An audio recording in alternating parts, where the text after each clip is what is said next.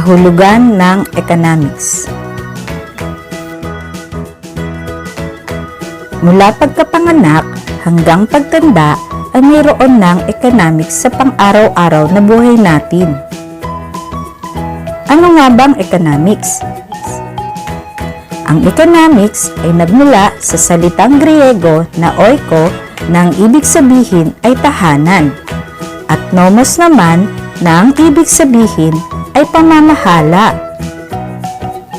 Ang economics ay ang pag-aaral kung paano matutugunan ng tao ang walang katapusang pangangailangan at kagustuhan sa kabila ng limitadong pinagkukunang yaman. Ang pagsasagawa ng mga gawaing pantahanan ang dahilan ng paglaganap ng mga gawaing pangkabuhayan na siyang pangunahing konsepto ng economics. Walang katapusan ng pangangailangan ng tao, tama? Una, gusto mo ng bike.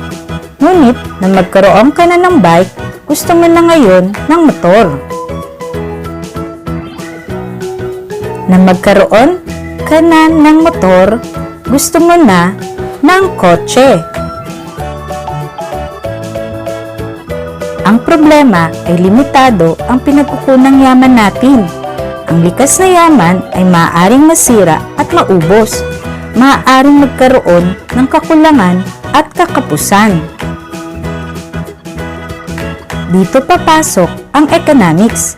Kailangan ng tao na magkaroon ng matalinong pagpapasya upang matugunan ang walang katapusang pangangailangan at kagustuhan sa kabila ng limitadong pinagkukunang yaman.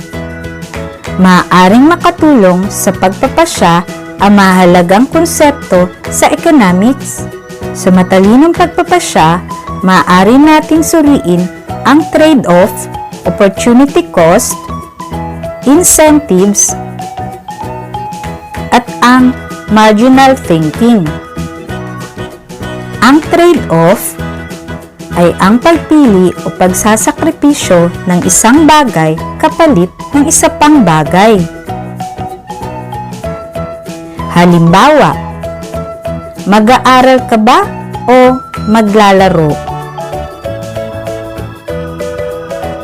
Maaaring masuri ang pagpipilian upang makabuo ng pinakamabuting pagpapasya. Ang opportunity cost naman ay ang halaga ng isang bagay o ng best alternative na handang ipagpalit. Halimbawa, mag-aaral ba o maglalaro? Kung pinili mo ay ang maglaro, ang opportunity cost mo ay ang halaga ng pag-aaral na ipinagpaliban mong gawin.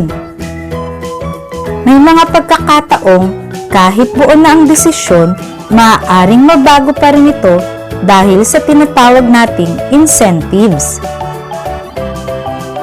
Pag sinabi nating incentives, ito ay ang karagdagang halaga ng bagay na handang ipagpalit o ng best alternative.